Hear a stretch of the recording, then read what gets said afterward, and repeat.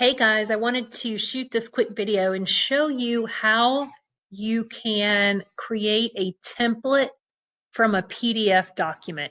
So, for example, let's say you have a utility information sheet for your sellers to fill out. We can use that sheet, create a template for you to send to them to complete electronically. So it's kind of got a little bit of few extra steps that may be confusing. But if you work through this and then you kind of feel overwhelmed, just come see me and I will help you get your template set up. Because like I said, this is a little bit more advanced. So here we go. First step, you're going to log into your Docusign account, and then we're going to go over here to the top right-hand corner, and where it'll either have your picture or your initials. Where that is, you're just going to click on it, whoops, and switch to e-signature. Now, this e-signature side of Docusign is not something that you're really going to use very often. So right now, the only reason I can imagine that you would be using it is to create these templates. And then we're going to go up here to this templates tab. And I want to also remind you, this is not how you set up templates for your contracts. That's a whole different process. This is only if we're taking a PDF and converting it to a template. So once we click on this templates, we're going to click on the new button and then create template. And you can name your template here. I'm just going to label this info sheet. I've just kind of pulled a PDF off the internet just to kind of give us something to work with here. And then we're going to click on upload. And I'm just going to scroll through my desktop here and grab that PDF. And then you can see it's added it here to this section. Now, we're going to have to think about who is this document going to be for. So it could be for buyers, it could be for sellers, or it could be for both. In this case, I'm going to show you how to set it up for both. So we're going to say the role on this is going to be seller 1, and then we're going to add another recipient, and we're going to make that buyer 1. Now, if you remember from your seller's disclosure and your community association disclosures, only one person, only seller 1, can complete those documents, even if both need to sign. Seller 1 is the only one who can fill in the blanks.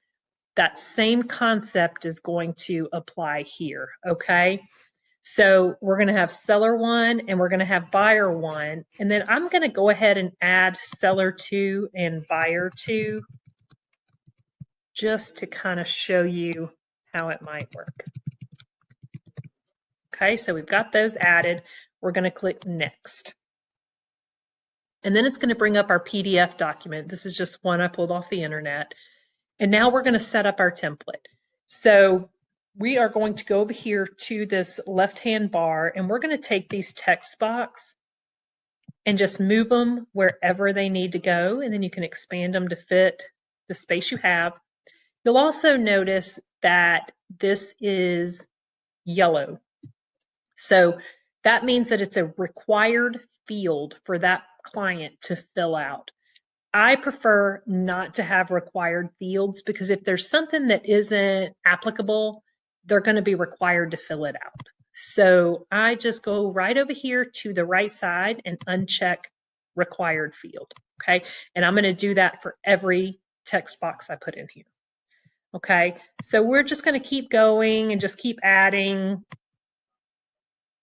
these text boxes. Again, I'm going to click that.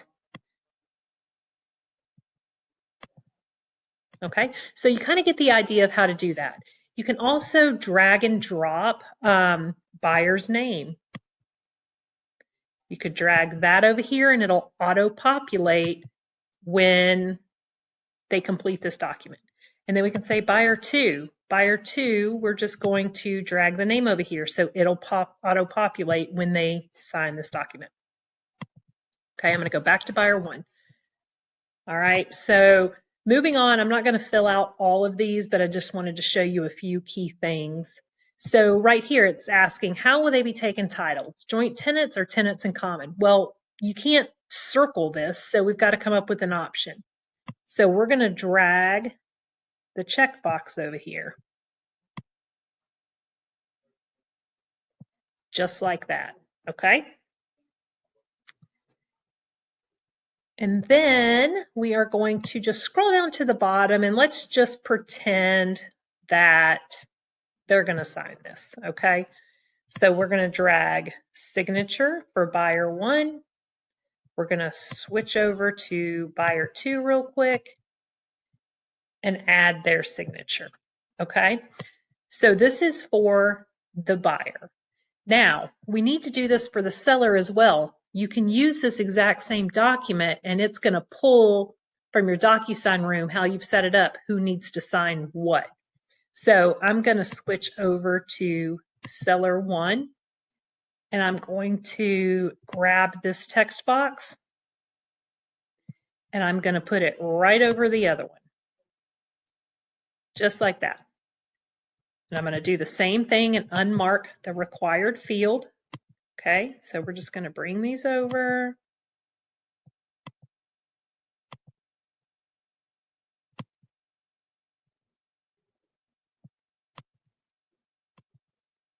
Okay, we want them to have checkboxes too. And remember, we're only going to do this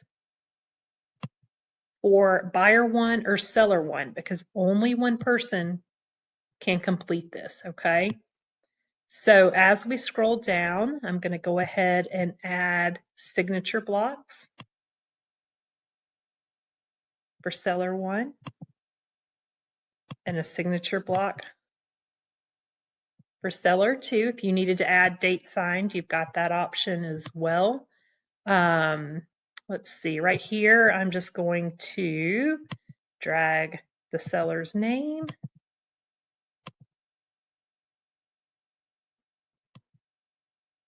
Right over here. Okay, and so we're going to pretend I have completely filled out all these boxes. I don't want to make you sit through watching me do that, but you get the idea here, okay?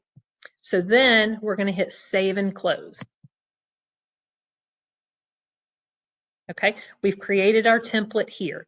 If you needed to edit, you just do the drop down arrow, click edit. If you needed to delete it, you could delete it, okay? Now, even though this has use right here, this is not how we're going to use it, okay? So I'm gonna flip back over to my Docusign rooms by switching to rooms right here.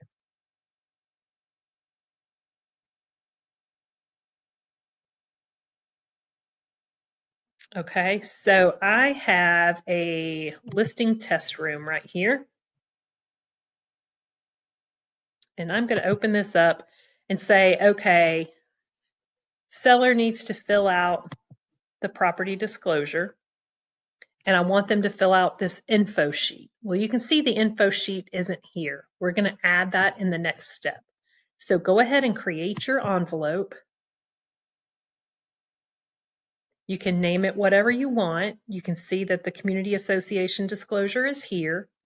And then we're going to select use a template. It's going to bring up our templates. We're going to select it. And we're going to hit add selected. Now the key to this down here is you have to select pre-tagged roles under the recipient. Okay, that's how it's going to map it. So we're going to say seller 1 is Gina and seller 2 is, who's seller 2? Let's make it my husband. There we go. And then we're going to hit add selected.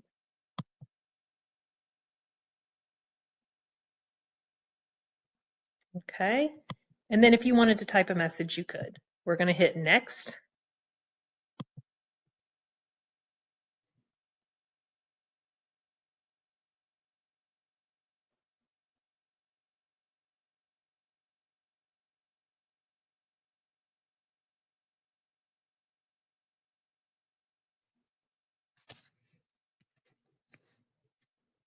Okay, and it's going to bring up our documents. And you can see here, it's already populated for seller 1 to be able to fill this out. So that's the community association disclosure. And then when we scroll down right here, you will see it's set up for seller 1 to complete the boxes. It's going to auto-populate seller 1's name and seller 2's name once this is done. And then you've got your signature blocks down here below, okay? So at this point, you're just going to send. I'm not going to send this one, but I just wanted you to kind of see how that's going to work. And then I want to show you the buyer side of that. So let's go back to these rooms real quick and let me see if I have a buyer test room. Here we go. Okay, so I'm going to show you something a little bit different here. I'm not going to add any other documents to our envelope. I'm only going to send this info sheet. So to do that, you don't even have to go to the Documents tab. You can go straight to Envelopes. You can hit Create New Envelope, name your envelope, use a template. We're going to use the info sheet. We're going to scroll down and we're going to add our pre-tagged roles. And we're going to have buyer 1 is going to be Karen Gratafiore. And buyer 2 is going to be Gina. And then we're going to hit Add Selected. Once we've added our recipients, we're going to hit Next.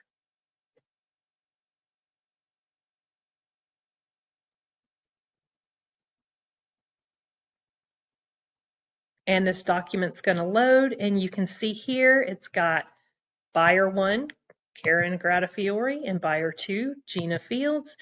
And the spots are highlighted for them to complete. So that's how you make it one document for buyer or seller. And as long as your Docusign room is set up appropriately, it should work just fine. So I hope that gives you a new trick in your toolbox. But if you have any questions, just let me know.